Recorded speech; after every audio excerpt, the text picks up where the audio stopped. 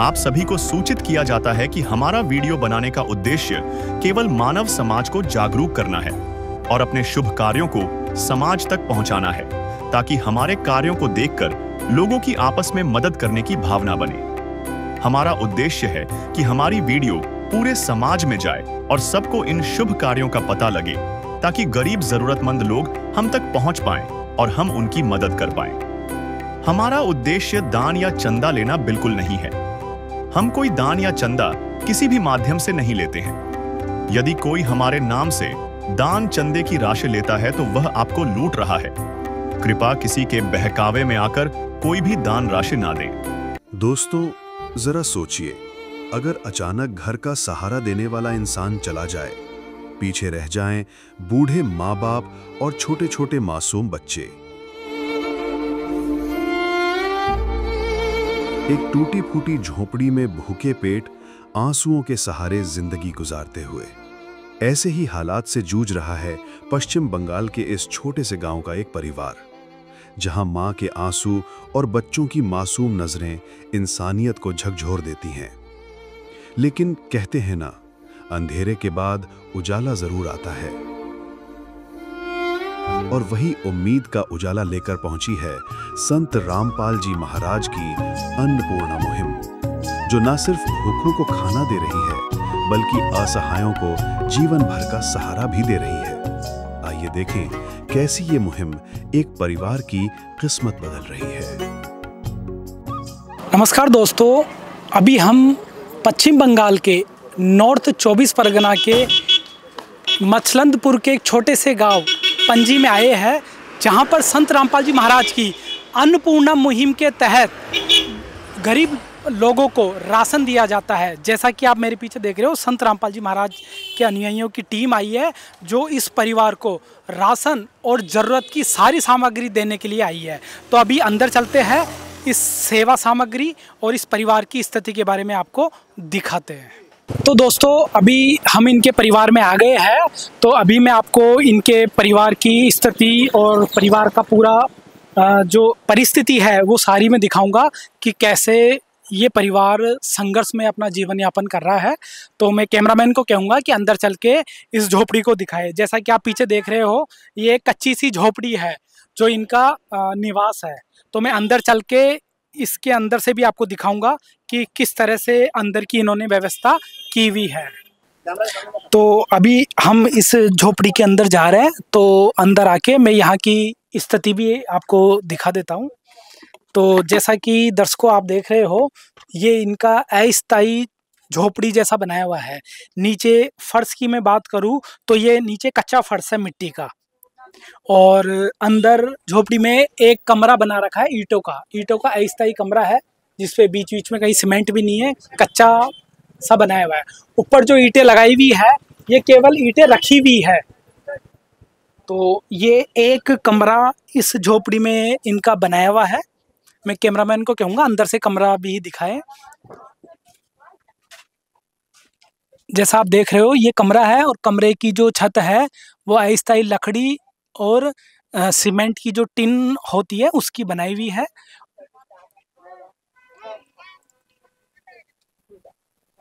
और इसके चारों तरफ ईंट की कच्ची दीवार है। और जैसा कि आप नीचे देख रहे हो, ये इनका फर्श है, जो कच्चा मिट्टी का लिपाई किया हुआ फर्श बनाया हुआ है। और अभी झोपड़ी में अंधेरा हो रहा है, तो ये इसी झोपड़ी में इस परिवार का रहन सहन होता है। और इस झोपड़ी में जैसे ही यहाँ पर अंदर एंटर करते हैं, तो जो बाई तरफ है वो इनका चूल्हा है, जहाँ पर ये अपना भोजन बनाते हैं। जैसा आप देख रहे हो, ये चूल्हा है, बर्तन है, यहाँ पर ये परिवार अपना भोजन बनाता है।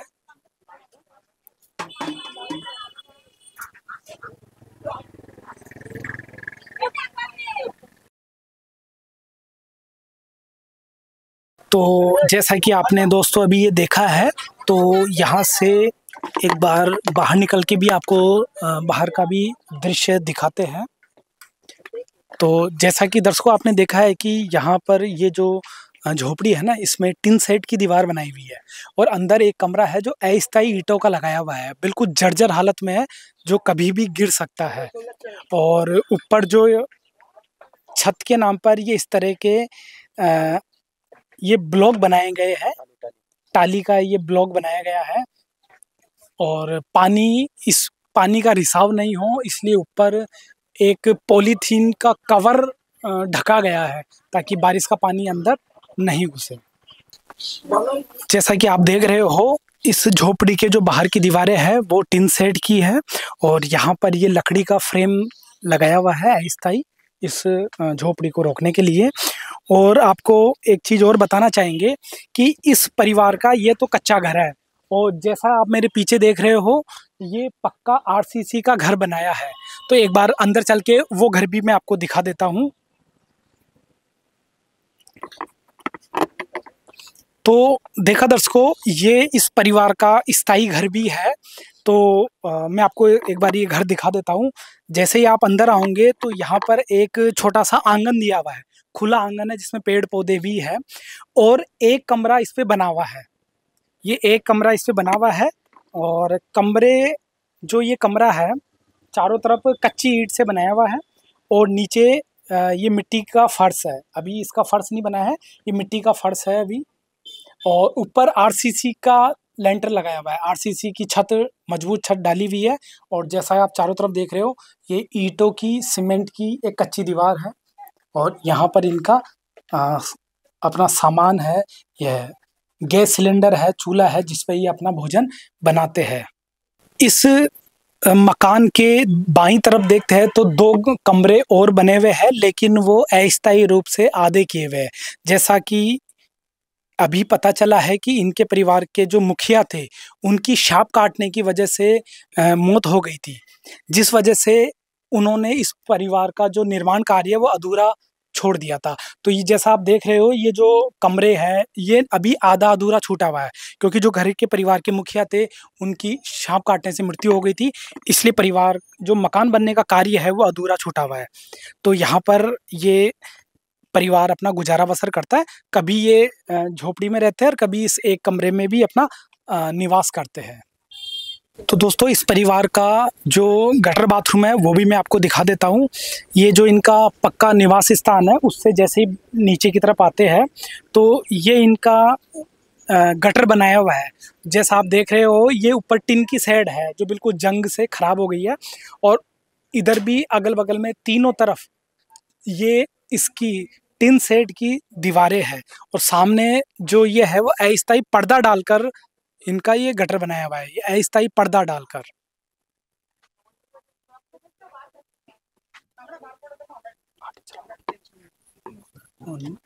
तो उधर इनका गटर है और गटर के ठीक सामने जैसा कि आप देख रहे हो ये हेड पंप है। यहाँ पर इनके नहाने की व्यवस्था होती है और सारे बच्चे हैं जो भी इस परिवार में सदस्य है या माताएं बहनें हैं सभी यहाँ खुले में नहाते हैं। तो दोस्तों, जिस परिवार में माताएं बहनें भी होती है उनको भी ऐसे खुले में यहाँ पर नहाना पड़ता है। तो कितनी दयनीय हालत है इस परिवार की कि इनको खुले में नहाना पड़ता है और सर्दी गर्मी बरसात में अस्थायी टिन के शेड पर गटर बाथरूम की व्यवस्था है। तो ये वो परिवार है जो यहाँ पर अपने संघर्ष में अपना जीवन गुजारा कर रहा है। तो इस परिवार से भी इनकी स्थिति के बारे में और पूरी जानकारी ले लेते हैं। बहन जी, हमें बताइए क्या नाम है आपका? मेरा नाम तपती विश्वास जी। तो बहन जी बताइए, अभी आपके परिवार में कितने लोग हैं? हमारे लोग अच्छे, हमरा 7 जन फैमिली। कौन कौन है 7 जनों के परिवार में? আমার শাশুড়ি আছে, শ্বশুর আছে, আমার 3 মেয়ে, 1টা ছেলে। जी। तो इनका कहना है कि इनके परिवार में सास है, ससुर है और ये बहन जी है और इनके 4 बच्चे हैं। तो आपके हस्बैंड भी आपके साथ रहते हैं? क्या हुआ है उनको? अभी यहाँ रहते हैं या कैसे है? आपके उनके बारे में बताएं। আমার স্বামী, আমি বাপের বাড়ি গিয়েছিলাম, তো আমার ওকে দিয়ে এসেছিল, আমার এসে দেখি আমার স্বামী সাপে কেটেছে। तो दोस्तों, ये बता रहे हैं कि इनके पति को 3 साल पहले सांप काटने से उनकी मृत्यु हो गई थी। तो अभी ये बहन है जो विधवा है और इनके 4 आप देख रहे हो छोटे-छोटे बच्चे हैं और बूढ़े सास-ससुर है। तो बहन जी अभी 7 जनों का परिवार में कैसे गुजारा चल रहा है? ওই কন্ট্রোলের চাল দিত এবারে দাদা ভিডিও করে গেছে সেই দেখে সব সব দান করে যাচ্ছে সব এসে সব দিচ্ছে তাই দিয়ে সংসার চলছে। इनका कहना है कि इनको जैसे आसपास के लोग और गांव के लोग ही थोड़ी बहुत मदद दे जाते हैं जिससे इनका और बच्चों का गुजारा चल जाता है। कोई परिवार में सदस्य है जो बाहर कहीं कमाने या खर्च करने जाता है? আমার শাশুড়ি যায় মাঠে খাটতে আমার শাশুড়ি যায় माटे खाटते তাই খেটে নিয়ে আসে আমরা এই সংসার মা চালায়। ये कह रहे हैं कि इनकी जो सासू माँ है वो बाहर खेतों में काम करने जाती है। आंशिक इनका काम होता है, कभी काम कर लिया पैसे मिल गए, कभी छूट गया, कभी नहीं करे, अस्थायी काम करते हैं। उसी से और गांव वाले और कुछ लोग जो मदद दे देते हैं थोड़ी बहुत, उससे इस 7 जनों का परिवार का गुजारा बहुत ही कठिनाई से चल रहा है। तो बहन जी और कुछ बताना चाहोगे कि कभी-कभी जैसे भोजन का इंतजाम नहीं हो पाता, पैसे नहीं हो पाते, जिसकी वजह से आपको तकलीफ उठानी पड़ती है, कुछ बताना चाहोगे? কি বলবো আমার হচ্ছে কেউ হচ্ছে পয়সা পাচ্ছি না মানিদের প্রাইভেটও চালাতে পারছি না সংসারও চালাতে পারছি না। दोस्तों ये कह रहे हैं कि बहुत ही मजबूरी और दुख की स्थिति में है और ये पैसे नहीं कमा पाते हैं तो इनका खर्चा और गुजारा नहीं चल पाता है। अगर कहे तो ये परिवार आर्थिक मंदी की चपेट में है, बहुत ही निर्धन और बहुत ही दरिद्रता में ये परिवार है, बच्चे हैं। कर दे मदद गरीब की, तेरा सुखी रहे संसार। भूखे गरीब की यही दुआ है, पैसे दो पैसे से तुम्हारा कुछ न घटेगा दौलत वालों। ले लो दुआएं निर्धन की, धन और बढ़ेगा दौलत वालों। उसी को मिला है जग में जिसने दिया है। बहन जी ये बच्चे स्कूल जाते हैं? হ্যাঁ স্কুলে যায় कितने बच्चे जाते हैं? আমার বড় মেয়ে যায় স্কুলে যায় 7 এ পড়ে ছোট মেজে মেয়ে হচ্ছে 3 कौन सी स्कूल में जाते हैं, प्राइवेट है या सरकारी है? প্রাইভেট হচ্ছে সরকারি স্কুল সরকারি। सरकारी में तीनों बच्चे जाते हैं। হ্যাঁ তিনও আচ্ছা। तो इनके तीनों बच्चे सरकारी स्कूल में जाते हैं और जो सबसे छोटा बच्चा है वो अभी छोटा है। तो आपके जो ससुर है वो कुछ काम कर पाते हैं? না আমার শ্বশুর কোনো কাম করতে পারে না কাজ করতে পারে না আমার শ্বশুর। इनका कहना है कि ससुर जी काफी वृद्ध हो गए हैं और बुजुर्ग है, इस वजह से वो काम पे नहीं जा पाते। इनकी जो सासू है वही आंशिक काम करके पैसे कर लेते हैं। तो बहन जी मैं पूछना चाहूँगा जो ये आपका परिवार है, ये कच्ची झोपड़ी है और पीछे एक कमरे का पक्का मकान है, ये आपका खुद का मकान है या किराए पे है? না আমাদেরই হচ্ছে আমাদেরই आपका खुद का ही मकान है? হ্যাঁ হ্যাঁ। ठीक है। तो बहन जी पति के गुजर जाने के बाद बच्चों का पालन करना भी बहुत कठिन हो जाता है, बहुत दुख की स्थिति होती है। कुछ बताना चाहोगे बच्चों के बारे में, परिवार या आपकी परिवार की स्थिति के बारे में और कुछ भी कहना चाहोगे? আমরা খুব কষ্টের উপরে সংসার বাবা, আমরা খুব কষ্টের উপরে বাচ্চা কাচ্চা মানুষ করছি বাবা। আমি মাঠে কাজ করি আনি বাবা, আর সবাই দেয়, তাতে আমি এই বাচ্চা কাচ্চা মানুষ করছি বাবা। तो दर्शकों ये बता रहे हैं कि बहुत कठिन स्थिति से परिवार गुजर रहा है, बहुत ज़्यादा पैसे की आर्थिक तंगी है। कभी कुछ लोग पैसे दे जाते हैं तो उससे गुजारा चल जाता है, नहीं देते हैं तो तंगहाली में ही बच्चों को और परिवार को रहना पड़ता है।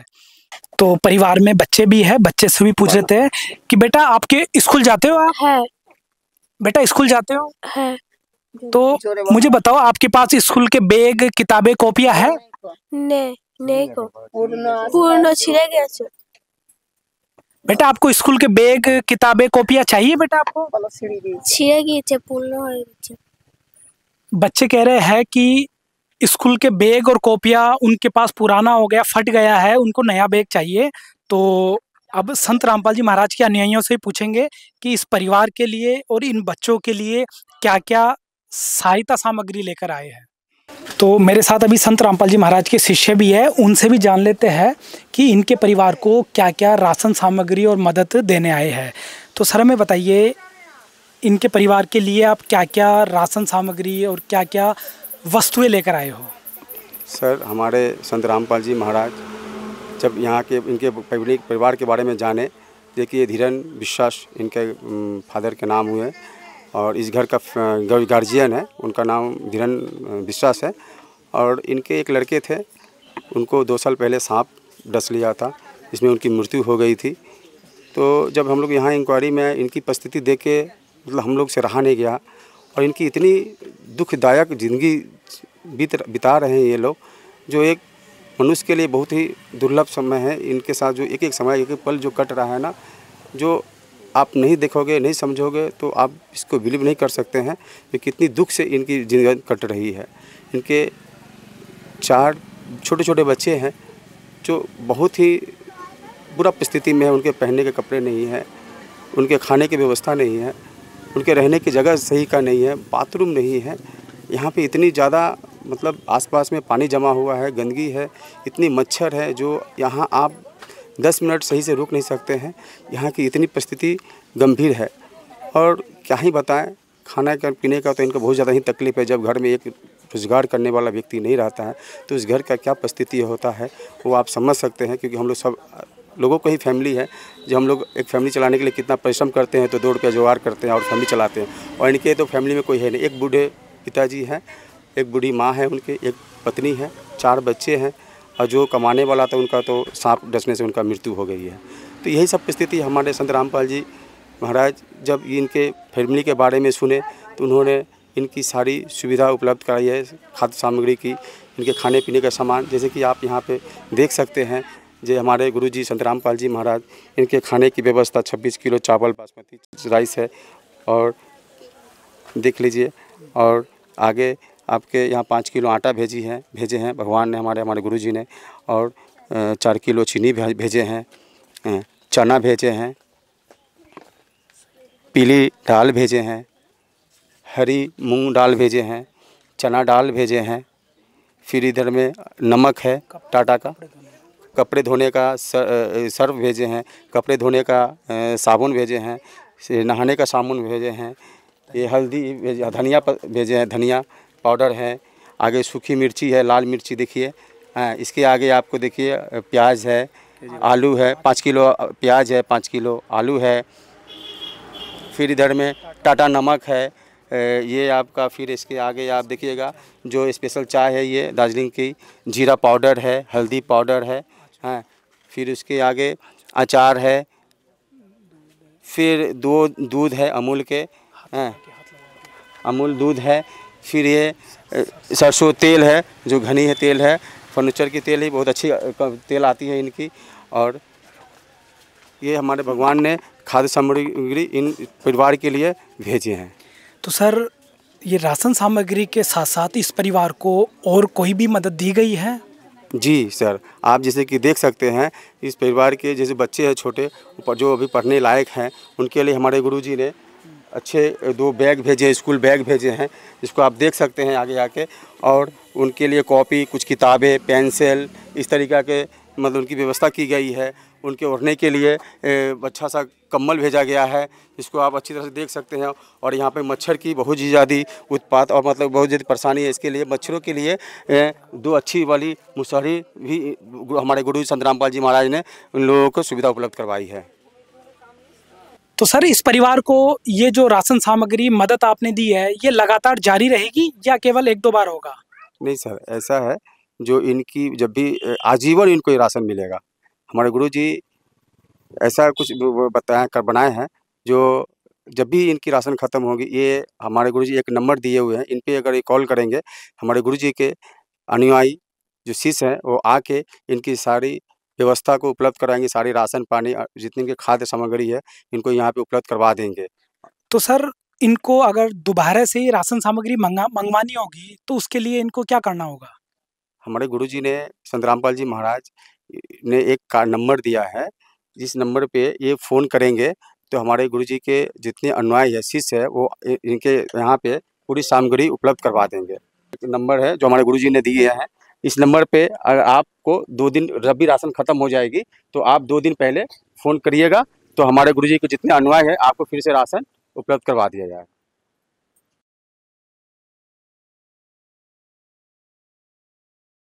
तो देखा दर्शकों आपने, संत रामपाल जी महाराज के शिष्यों के द्वारा इनको एक कार्ड भी उपलब्ध करवाया गया है, ताकि जब भी इनकी ये राशन सामग्री समाप्त होगी तो एक नीचे नंबर दिया गया है, उस नंबर पे कॉल करके ये सूचित करेंगे, तुरंत इनको दूसरे दिन नई राशन किट दी जाएगी। तो संत रामपाल जी महाराज के शिष्यों के द्वारा जो ये राशन सामग्री यहाँ पर दी गई है, तो इस राशन सामग्री देने के बाद इस परिवार को कितना सहारा मिला है, इस परिवार से भी पूछ लेते हैं। तो बहन जी हमें बताइए, संत रामपाल जी की तरफ से आपको राशन सामग्री, बच्चों के कॉपी किताब, बैग, मच्छरदानी, कंबल सब कुछ मिला है, इस मदद से आपको कितना सहारा मिला? তো নমস্কার, আমার সব যা দিয়েছে সব ভালো হয়েছে। আমি যেন বাচ্চা কাচ্চা নিয়ে যেন ফ্যামিলিটা নিয়ে বাঁচতে পারি, খুবই ভালো হয়েছে। আমার এইসবগুলো দিয়েছে, খুবই ভালো হয়েছে। আমি যেন সবাইকে নমস্কার করি। माता जी आप भी कुछ कहना चाहोगे? संत रामपाल जी ने आपके परिवार के लिए, बच्चों के लिए ये राशन सामग्री, बैग, मच्छरदानी सब भेजी है, कितना सहारा मिला आपको, कैसा लग रहा है? আমি বাবা ওইগুলো পেয়ে আমি খুব শান্তি।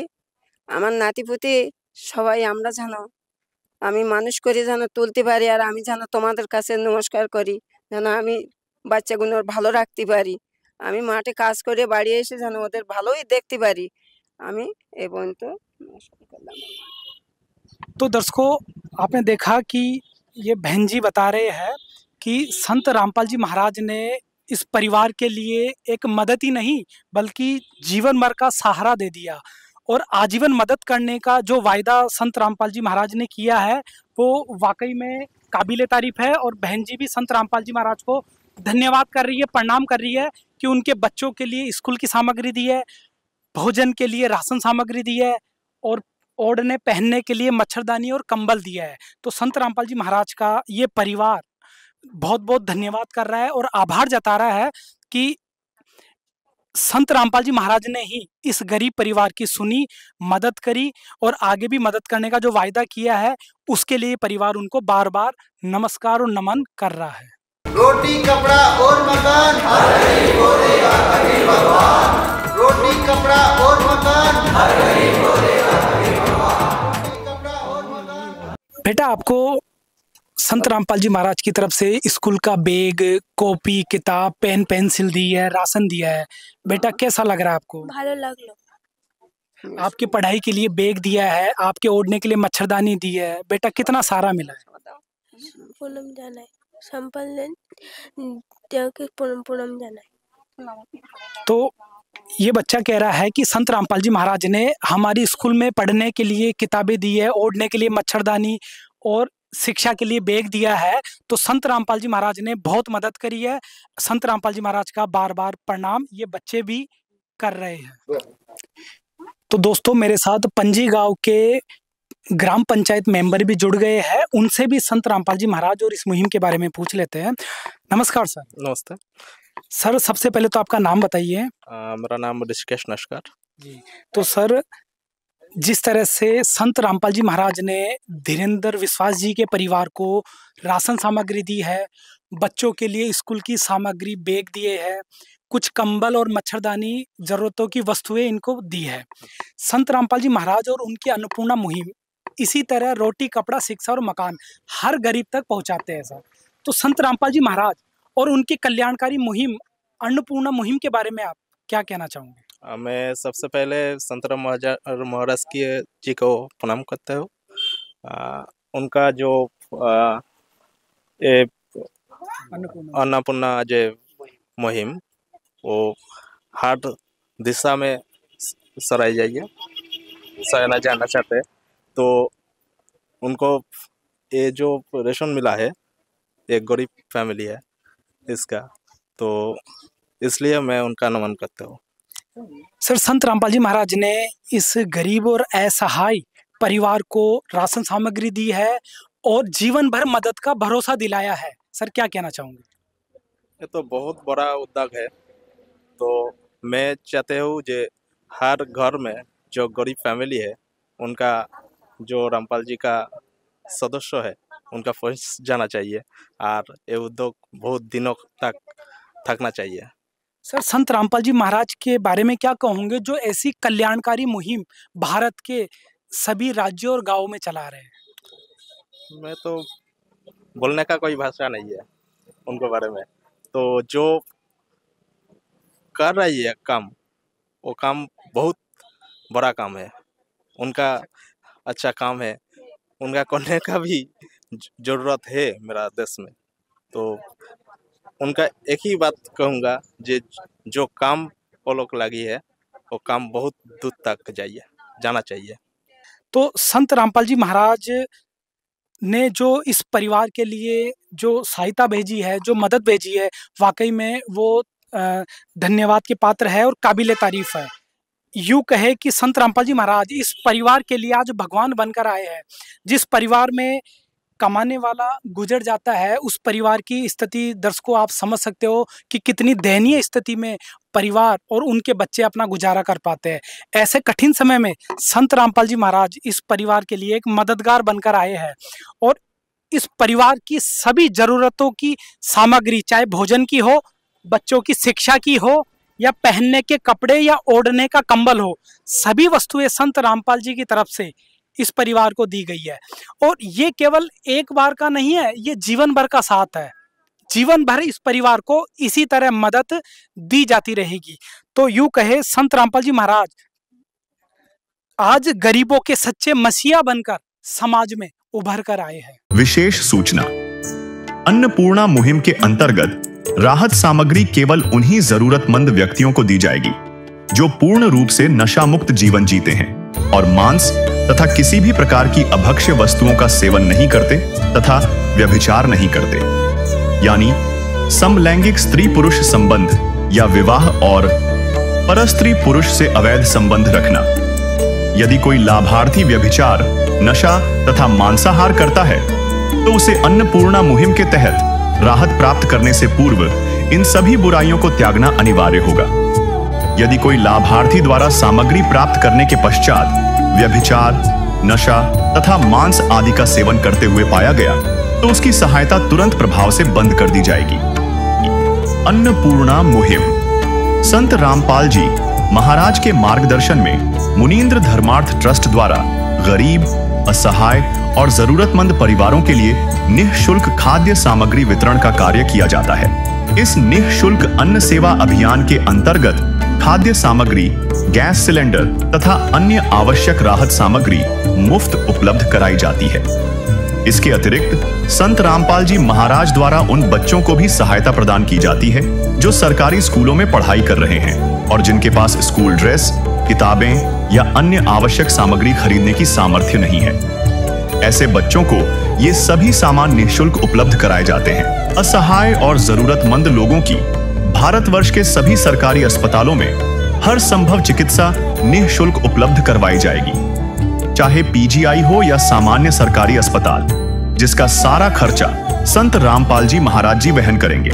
साथ ही संत रामपाल जी महाराज के नेतृत्व में जरूरतमंदों की हर संभव सहायता की जाती है। निवेदन, राहत सामग्री प्राप्त करने वाले सभी व्यक्तियों से अनुरोध है कि खाद्य सामग्री या गैस सिलेंडर समाप्त होने से 2 दिन पूर्व निम्नलिखित नंबरों पर संपर्क करें ताकि आपके लिए तुरंत नई पैकिंग की व्यवस्था की जा सके। अन्नपूर्णा मुहिम के लिए पश्चिम बंगाल राज्यों के सेवादारों का संपर्क सूत्र 888-291-4911 और 877-782-8477। मुनींद्र धर्मार्थ ट्रस्ट संत रामपाल जी महाराज की प्रेरणा से सत साहेब